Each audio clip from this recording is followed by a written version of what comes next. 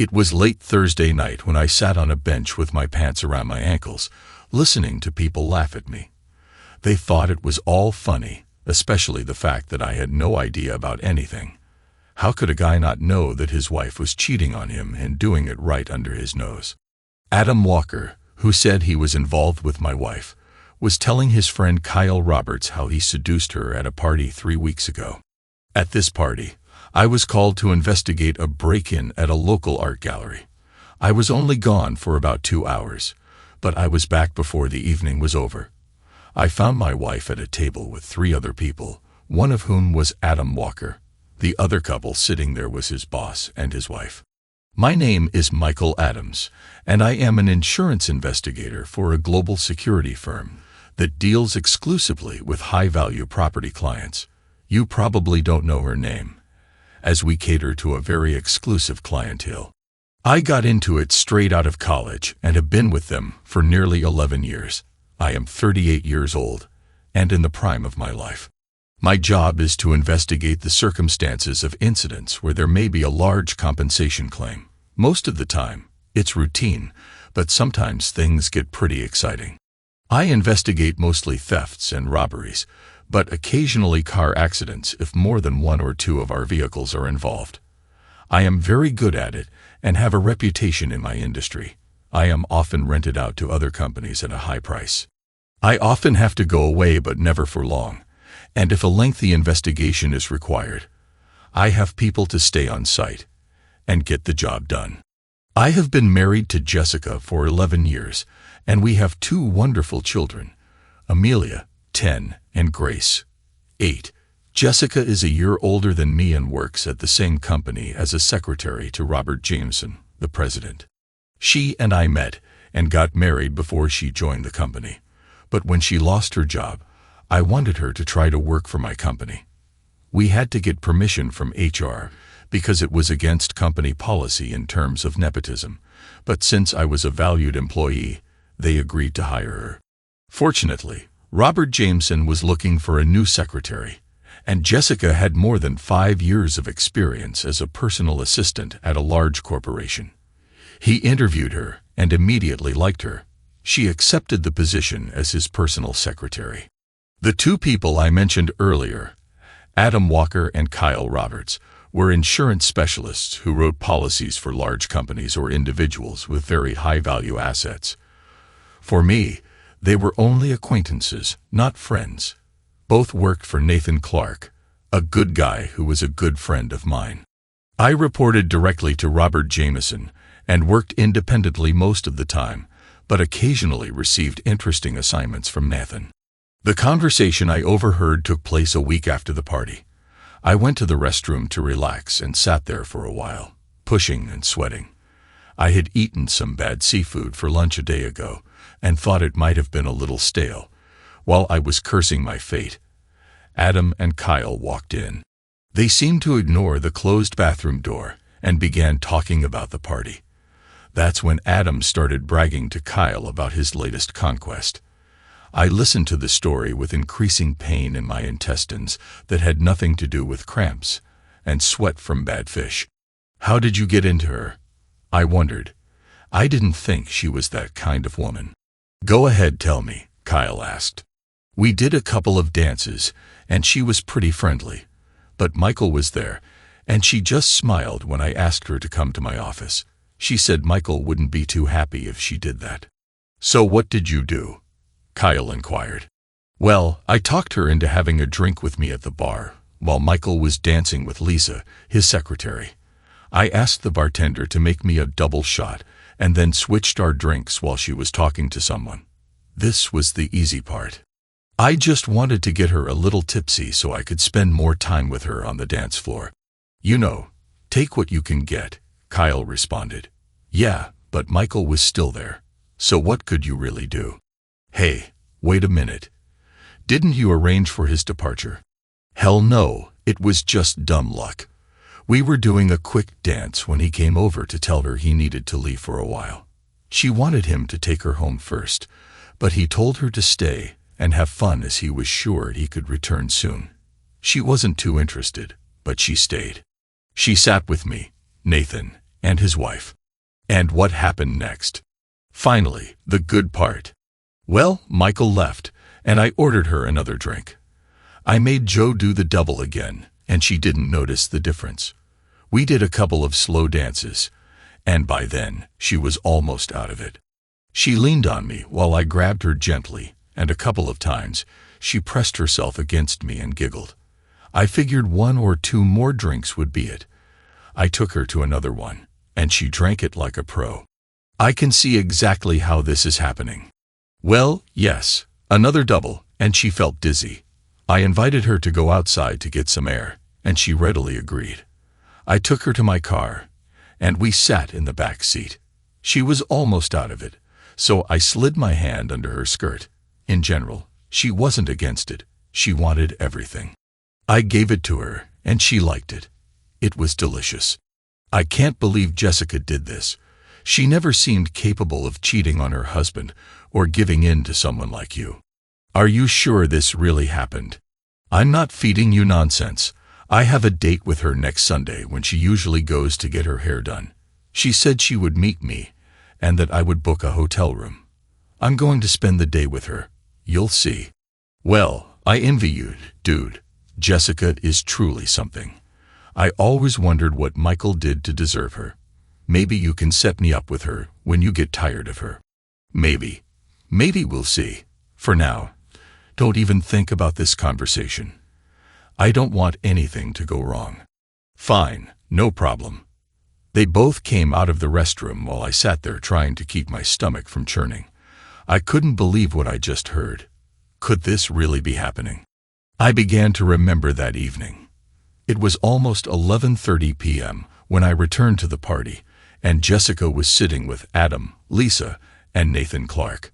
Jessica didn't seem to be tipsy when I sat down and was talking to Lisa about the kids. Adam spoke to me, but didn't stay more than a few minutes before leaving. I noticed Jessica say something to him, but I didn't think anything of it. The only thing strange that evening was that when we got home, Jessica wanted to spend time together. It wasn't that unusual, but she usually didn't want to do it this late. She was especially enthusiastic that night. Guilt, repentance. Maybe a week had passed after the party, and I didn't see any difference in Jessica or her behavior. She never brought up the fact that I left during the party or what she did when I was not there. I asked her, and she said that she danced with Adam and Nathan, but mostly just watched. She and Lisa talked about school and the play the kids were in, and that was it. She said she would have preferred to come home when I left. I decided to watch her more carefully. Hey, baby, do you have any plans for this Sunday? I was going to play golf, if that's okay. I looked at her face for her reaction. This Sunday, right after lunch, I'll get my hair done. This will take me at least an hour or an hour and a half. Where will you go to play golf? So, she was going to get her hair done. How does Adam know about this if she didn't tell them? I didn't even know this. It seemed like everything was too real. I think the country club. I'll see if Kyle Roberts can join me. I think he and Nathan are difficult, don't they? I have no idea. I know Nathan does, but I don't know Kyle or his wife very well, so I don't know. Me neither. Hey, what about Adam Walker? You talked to him at the party, didn't you? He might as well go too. Jessica turned and looked at me strangely. She paused before answering. Why do you want to go with him? He is difficult. I had to dance with him a couple of times at a party, but he really creeped me out. Is she trying to talk me out of asking him if he would go with me, or is she trying to convince me that she doesn't like him either way? It was very unusual for her to talk about someone else like that. Oh, I don't know much about him, but he's a friend, and they seem to share everything. Maybe this is a bad idea. They'll just call Phil and Charlie. They always want me to join them. That sounds like a better plan. Stay away from Adam. You shouldn't mess with him. Okay, he's not on my list anymore. So you don't mind golf? I don't mind because it'll still be enjoyable. Why don't we have dinner at the Riverstone later? You'll have a nice haircut, and you'll relax after playing golf. You can take me out and be proud of me. I can give Grace and Amelia to my parents." I agreed, and we planned to meet at home at 5:30 p.m. on Sunday to get ready. If I had been careful, I could have gotten all the information I needed to confront her that day. It would be very nice to tell her everything over dinner in one of the most beautiful places in the city. The next day at work, I went down to the control room to get some things I needed to monitor my wife and her associate. I decided to take one of the company's surveillance vans. I could leave it in the company parking lot until Sunday morning when I went golfing. I grabbed 2 small transmitters to put in her purse and car, and one of the small GPS units I could install in her car. This would tell me exactly where she was at every moment. The van was also video capable, but I couldn't decide what to do with it since Adam said they were going to a motel. There's no way I could film. Maybe I could put the camera in her jacket, but only if I knew for sure that she was going to wear it. I could try, but I wasn't sure. When she goes somewhere, I can follow her through the GPS unit. The surveillance van can tap into its signal, so I can monitor her location on the van's grid. It was programmed with local street maps, so I could locate the actual address within 30 meters. The audio transmitters picked up any voices, and I could record them in the van. This could all be done automatically, so I wouldn't even have to be in the van. All I have to do is leave it a mile from where she was that week. I plan to spend the rest of the time just observing. I was very good at this, as this was what I did for a living. I looked at Kyle and Adam, but didn't see anything unusual. I usually visited my loving wife at least once a day, but now I visited a little more often. I still hadn't seen anything to make me suspicious, but I decided to try to see what I could get from Kyle. He was working on policies for a large factory complex, and I used to spend some time just looking at the site and putting together contingency plans for a possible disaster. This was called risk analysis and was part of any risk insurance process. That day, I stopped at his desk across from Adam. He was working on his project. "Hello, Kyle. Today I'd like to take a look at the Morgan facility plan. Do you have time to take me?" He looked up with a distracted expression on his face until he realized what I was talking about, and then simply shrugged. "Of course I can go anytime. I still need to go back there to take some pictures. When do you want to go? How about an hour or so?" "Great. I'll stop along the way and pick you up at your desk afterward." I said a few more words, and as I turned the corner, I looked back just in time to see a grin between Kyle and Adam. They looked at me the whole time until I left their sight. Interesting. I decided I was going to make Kyle pay. He wasn't guilty of anything other than colluding with Adam and making rude remarks about my wife, but he knew about the plan and decided to watch and scam me. So he was just as guilty as far as I was concerned. Kyle pulled up next to me about an hour later as planned, and we left in my SUV. I inserted one of the small transmitters into the car console to capture any conversation in or around the SUV. I wanted to have on record some of what I was going to say to Kyle, something that would only be between him and me. As we left the parking lot and began the 25-minute drive to Adams, I spoke. "So tell me, Kyle, did you enjoy last week's party?" "I wasn't there, Michael. I was on a trip, so I missed all the fun." "What was interesting, Kyle? How did Adam sleep with my wife? Is this what you missed?" Kyle was stunned and didn't know what to say. He stuttered and shifted in his chair and actually reached for the door handle until he realized where he was.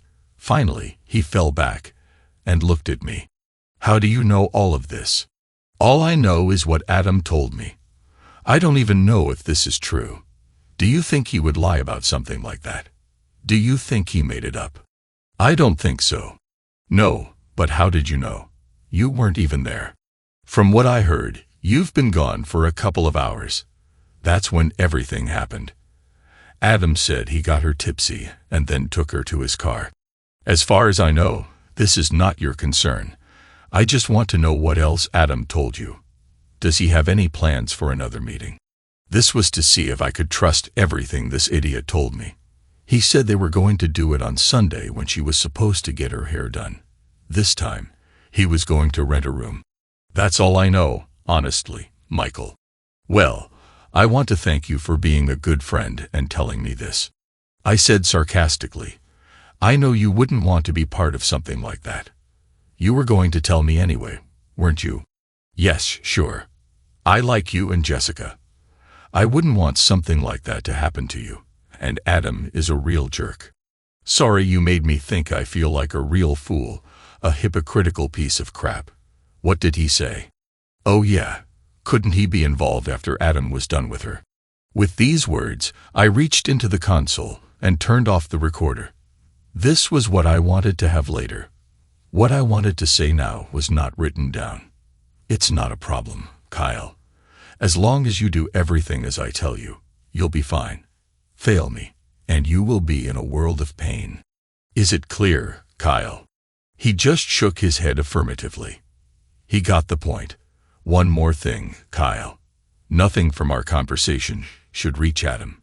He doesn't know that I know, and you won't tell them. If I find out you said anything to him, he'll beat the crap out of you first, and then make sure you get fired. It's known that you can't be trusted. Do you understand me? You know I have ways to monitor you and Adam, so he'll know if you mess up. I won't tell Adam anything. I won't even talk to him if you want. No, do what you always do and let him talk. That's all you need to do. There is no problem if you even agree with him now. I know the truth. Just remember what I said, and everything will be fine. We didn't talk much after that, and spent the next 2 hours standing there without saying a word. He did his job, and I did mine. I had what I needed, and Kyle would be left out too. He just didn't need to know right now. This week was one of the longest of my life. I kept a close watch on my wife, but she was not doing anything unusual. Friday evening arrived, and the children went to their school dance class for children, which was supposed to end around 9:30 p.m. I was sitting in the living room watching TV when Jessica came in and sat on my lap. She put her arms around my neck and started pressing her ear to my ear.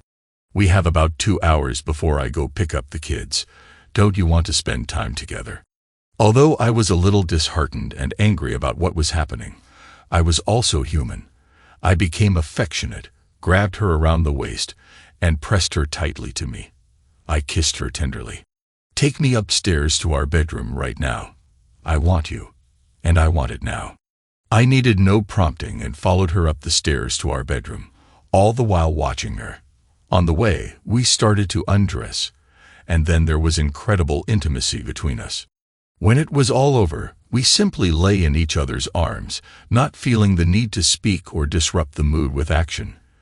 This was love at its finest. For a while, I forgot my doubts and fears that this could very well end for us. I wanted to forget and believe that it was all a lie, but she wasn't meant to be that way. We need to do this more often, don't we? We seem to be out of sync for a while. Let's not let this happen again. Fine. We'll definitely work on this. How much time do we have? A minute to take a quick shower. I have to pick up the children after 9. But we can pick them up later if you want. Now or wait until our date on Sunday night. I can ask the children to stay at their mother's for the night. How about this? I'm on a date. Anything else on Sunday? How is it? Okay. You have golf, and I have a meeting with the hairdresser. Then, love, we have a dinner date. And after that, it'll be yours whenever you want. And you better do lots and lots of that for me. Do you have a better offer now? No. Okay, then we're in touch. Jessica quickly got dressed and went to get the children. I lay there for a while, just remembering what had just happened. How could this woman spend time with me like that if she had been involved with that person? I knew she was smart, but was she also a good actor? Something was definitely wrong, and I was going to find out on Sunday. While she was gone, I checked the transmitters and found that they were working fine. I planned to install them Friday night in her car and purse. I had everything ready except for one more meeting with Kyle Roberts. I needed to find out what hotel Adam had booked. Kyle would find out for me or I would do something he wouldn't like. The next morning, I called Kyle and asked him to meet me in the break room. He agreed without comment. When he came in, I was sitting at one of the tables. He joined me without saying anything, and I quickly got to the point.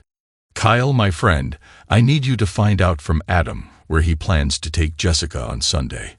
I need the name of the motel and where it's located. All you have to do is catch him somewhere alone and ask him. Tell him that you think he's feeding you nonsense, and that if he tells you where he's taking her, you'll believe him." I smiled at Kyle as he tried to figure out how he could do what I asked. He was afraid that I would do something if he didn't. Finally, he agreed but asked how I would know if I would tell him where they would meet. I told him not to worry about it. I have ways. With that, he walked away, but not before I hugged him and placed one of the transmitters under the collar of his jacket, reminding him of our agreement. He was so scared of me that he never felt anything. It was almost invisible, held in place by glue, and he didn't notice it. I returned to my office and turned on the receiver. The place was quiet, but I knew Kyle was back at his desk and talking to Adam. I heard him ask Adam to meet him in 10 minutes in the copy room. Adam agreed, and then nothing happened until Kyle stood up to meet Adam. I went back to listening. "What happened, buddy? Do you have problems with policies? I'm the best, you know." "Nonsense, Adam. I was on set with Michael yesterday, and he doesn't seem to have any problems at home. I asked him if he was okay, and he said something about how it couldn't be better. I think you're feeding me nonsense about his wife." "Hey, dude, nothing but the truth. I wouldn't lie about something like that. Why do you not believe me? Where are you taking her on Sunday?" "You said motel." "What motel? Maybe if you show me the receipt for the room or something, I'll believe you. Otherwise, I think you're in trouble." "Oh yeah, I already have a reservation at the Sunset Lodge on Birch Road for Sunday afternoon. I can check in at 2 p.m., and she will be there by 2:15. How do you like this fact? You can call Skyline and check. My name on the reservation is Adam Walker. Is this enough for you? Do you want to use my cell phone?"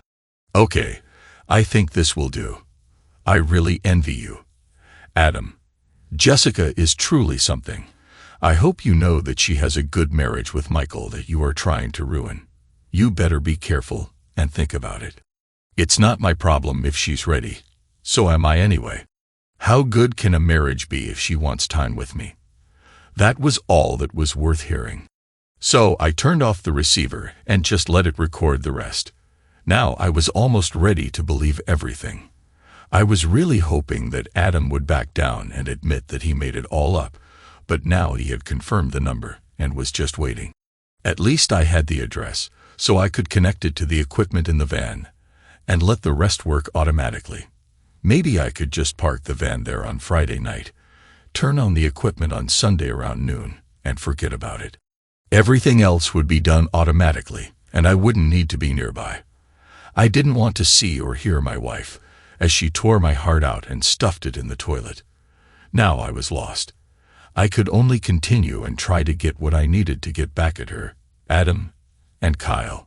The first thing I did was call the motel, and they confirmed that Adam was registered. At least part of it was true. Now I just had to wait until Friday evening. But then I had a thought. What if I could take a photo of them entering the motel room? I decided to visit the motel that day and see what I could do. I walked into the Sunset Lodge office and waited for the clerk. He was an unscrupulous character, which was good for me. Honesty is not what I was looking for right now.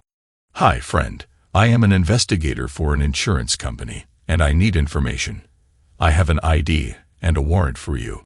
With that, I quickly flashed my badge and handed him a genuine document, which to most people looked like a search warrant. It was a fake, but I was counting on the fact that he was not smart enough and that he would be easy to deceive. The $100 I slipped to him didn't hurt either. "Yes, sure. What do you want to know?" I asked him to confirm Adam Thompson's reservation and ask if he had a room number. He said no, So I asked if he could give him a room on the first floor overlooking Birch Road. He tricked and tickled until I slipped in another $50, and finally he gave me a room number that would allow me to shoot a video. I let him know about the van that would be parked on his property, and he just shrugged and said it was no big deal. I thanked him again for his help and gave him another $50 for his silence. He gave me a devilish grin and put the bills in his pocket. After I left, I decided that I could now get the video I wanted by pointing the camera through the front window of the van, which I would park in front of their room. Now I was packed. Friday at work was pretty tough for me. I didn't know what to do with myself, so I walked up to Robert Jameson's office under the pretext of talking about my visit to an art gallery that had been robbed.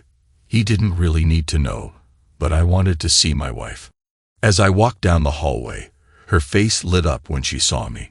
She waved at me, beckoning me to her table, and I walked over. I really enjoyed the last few days. You see me more often than before. I'm not complaining, but what happened? Is there something going on that I should know about? Nothing like that, as far as I know. I just like seeing you, that's all. Is Robert inside me too? And yes, he's inside. Do you want to meet him? Yes, if it's possible.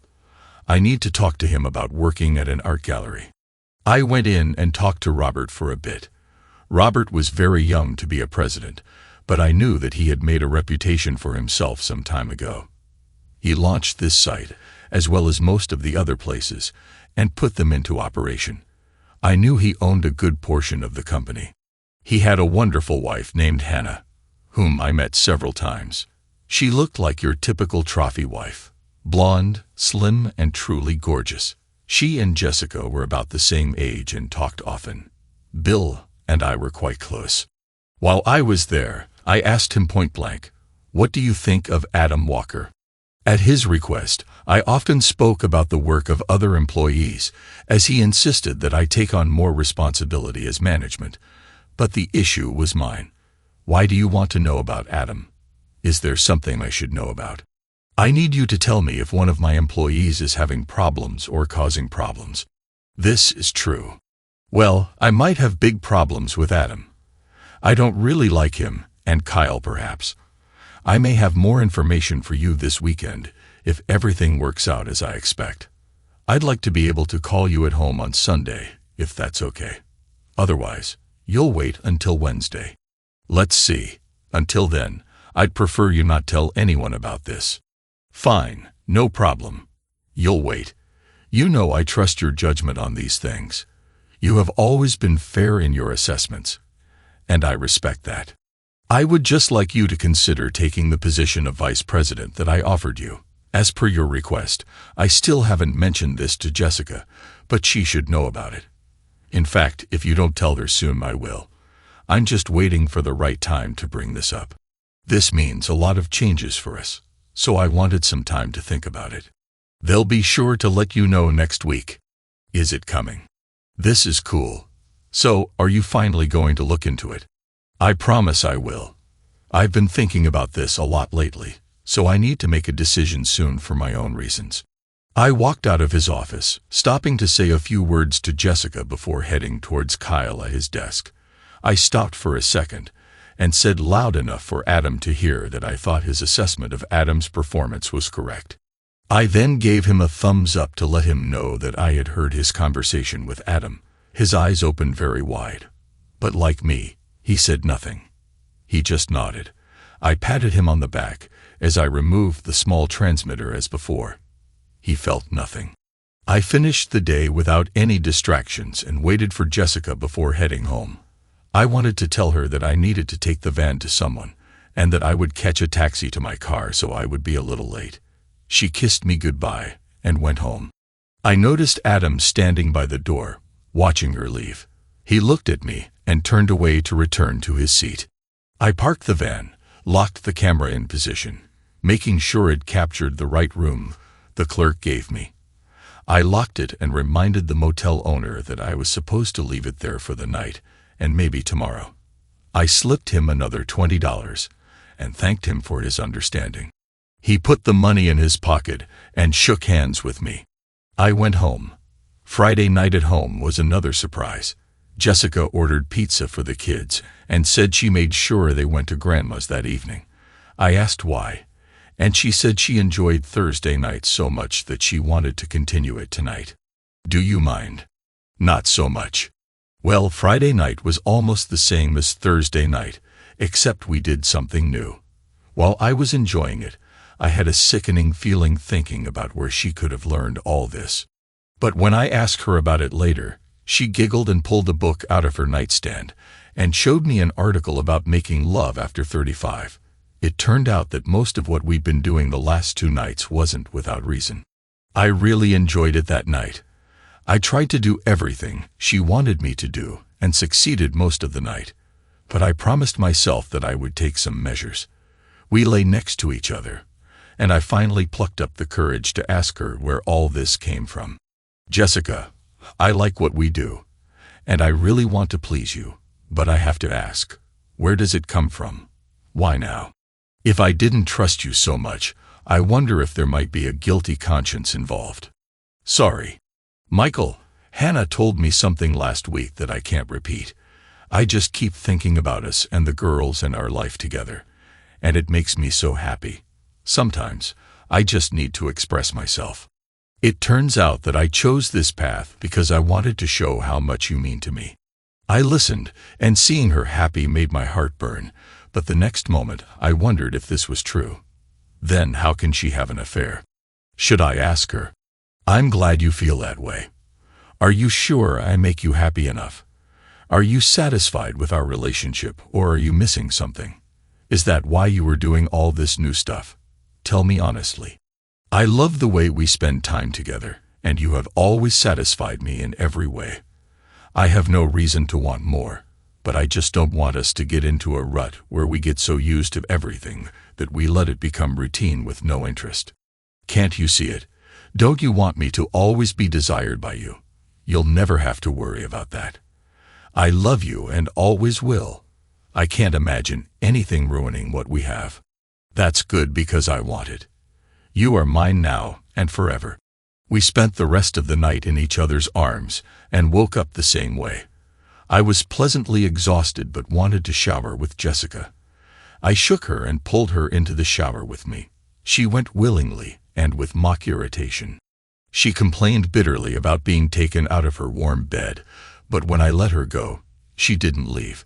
We turned on the water, and she quickly moved into the spray, turning to hold out her arms for me to join her.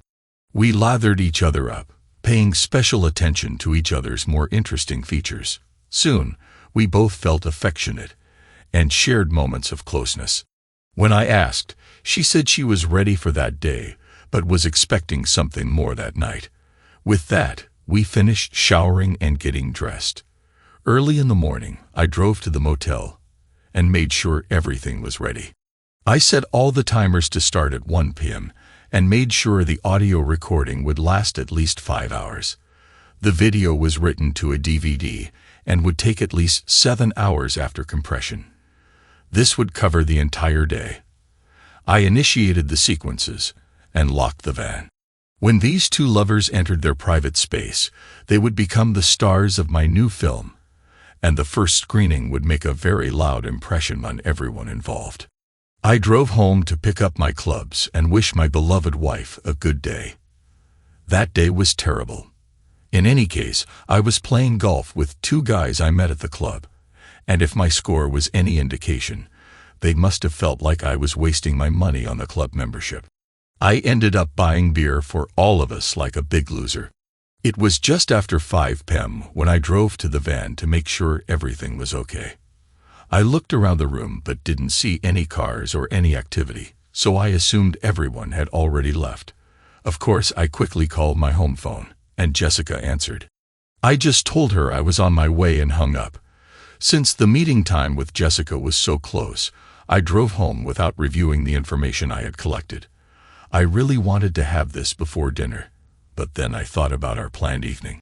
Why not enjoy what she had to offer just one more time? After all, I enjoyed spending time with her, and even if she had been unfaithful, it shouldn't ruin my evening. I thought about it, but found that I was starting to choke again. Why is she doing this to me? I love her more than I could imagine, and I don't know how I would live without her. I knew that if I had the information I expected to see on the surveillance tapes, I would have to confront her. I loved her, but I couldn't accept her behavior. What about the children? She was a good mother, and she should have custody. It would only be right if she had a reason that I didn't know about. She was a good person who did a bad thing. Okay, I could live with that. She could raise the children, and I would pay child support. These were the thoughts that occupied my mind as I drove home to meet my wife. I wasn't sure I could survive the evening, but I had to try. I couldn't press charges against her until I had proof. There was a tiny voice in the back of my mind that constantly denied all the information I had so far.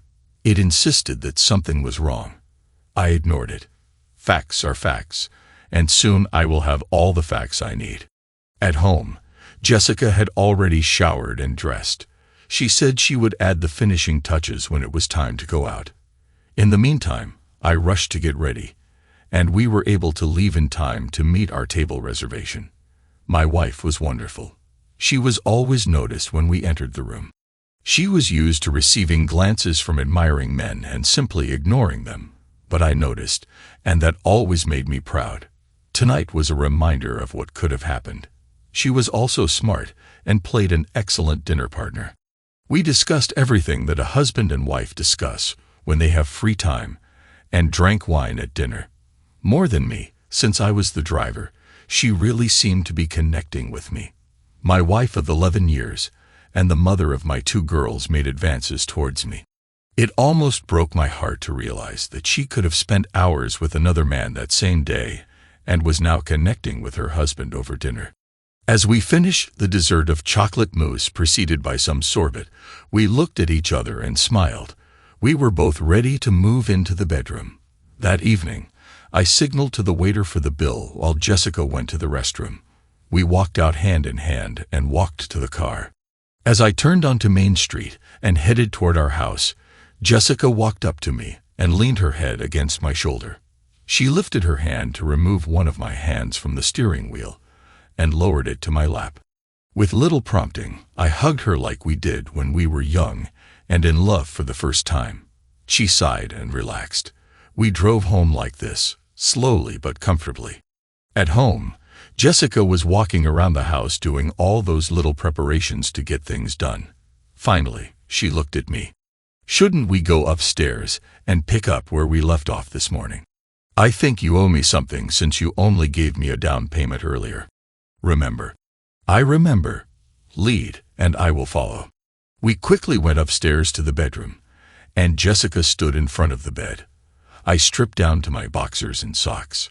She took off her top and bra, leaving only one strand of pearls on. She reached out to remove it, but I stopped her. "Leave them alone. You look so lovely standing here, wearing nothing but the pearls around your neck. You are incredibly beautiful. I could watch you all night. This is something only you will see. I am completely yours, and I want you to do whatever you want with me. I want this night to be the first night of the rest of our lives together. Are you sure? Is this what you want? I wouldn't do anything to hurt you or make you feel ashamed. You should know that I trust you completely and give myself completely to you. I love you with all my heart." At that moment, I believed her and knew that no matter what I found the next day, I would never give up on her. I would put it off until tomorrow. Today, I will love this woman with all my heart. That night, we did something I had never done before. We shared moments of intimacy that felt magical. Sometimes she would laugh and quote lines when I asked her about her thoughts, but it was a magical night. We fell asleep in each other's arms and woke up late Sunday morning. She didn't want to get up, so I suggested an encore of one of our favorites from the night before. She quickly agreed, and we shared another intimate moment before finally getting up. Sunday meant she had to pick up the girls. I said that I needed to get there quickly to check on the van, and that I would be home soon. She said she would probably stay at her mom's for a while before returning. This left me time to get the tapes from the van and see what they contained. I still had to check what I left in her purse and call, but that could be done later. She left, and I drove to the van. I got all the films and prints out with no problem, and took the van back to the production facility. I called a taxi to pick me up, and take me back to my car and drive home. The first thing I did was look at the GPS printout. It told me that her car was indeed on Birch Road where the motel was, and from that moment, my heart almost stopped beating. I hoped against hope, but apparently it didn't happen.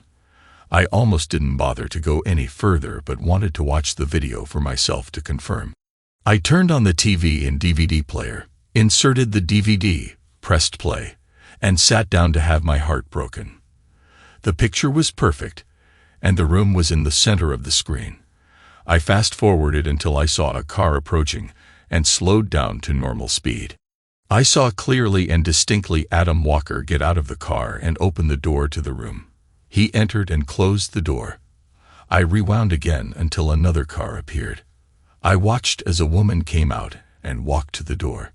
She knocked, and Adam opened the door. He smiled, and the woman approached him as she entered the room. She turned to look around, and I saw her face. My heart started beating in my chest, and my pulse was going through the roof.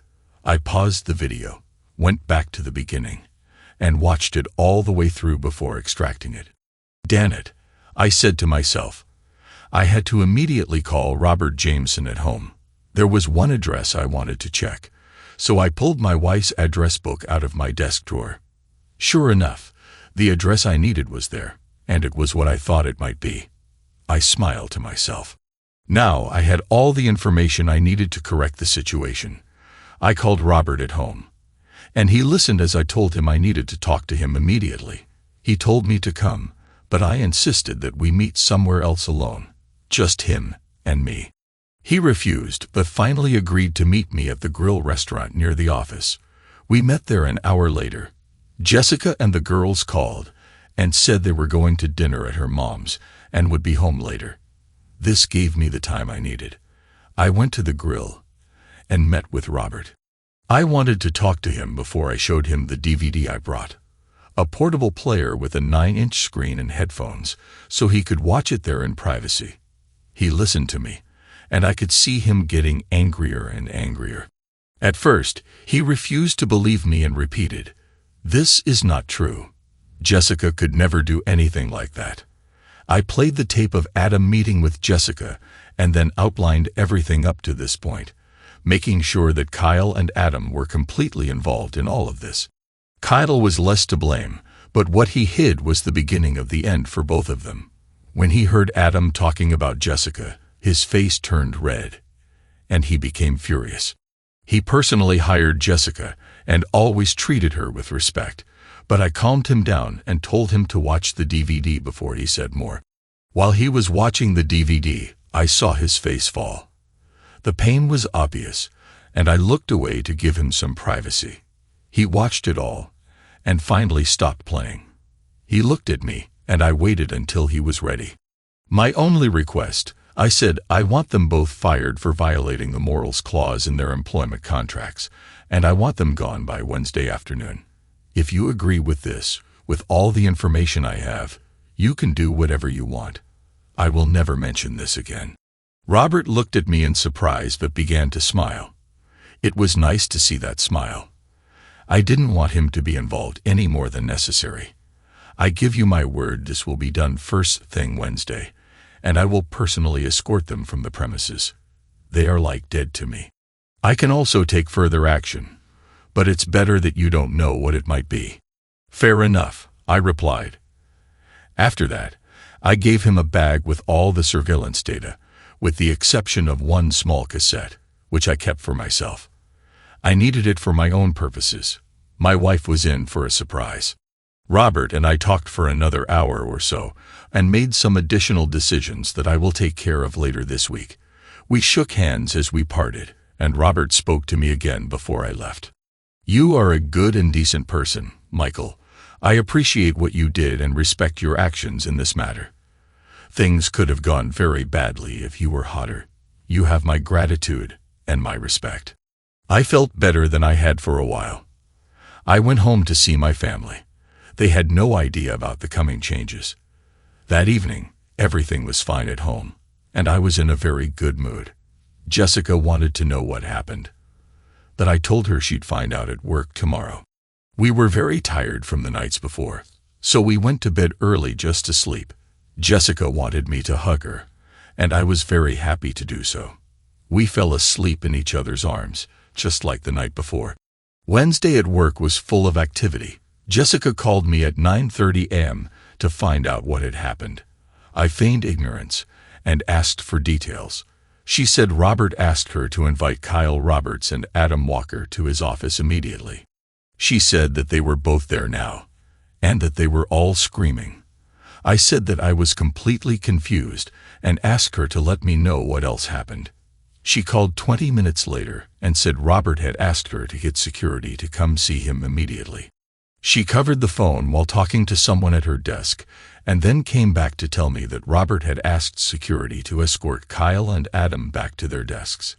She quickly hung up and promised to call back. I didn't hear anything from her for the next hour until she finally called to say that both Kyle and Adam had been fired and that Robert wanted her to type up disciplinary letters for both. The reason for their dismissal was a violation of the morals clause.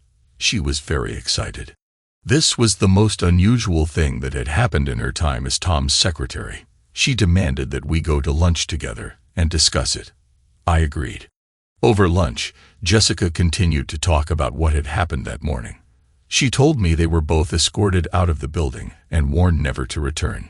She said Robert had been angry and agitated all morning and even yelled at her once before quickly apologizing.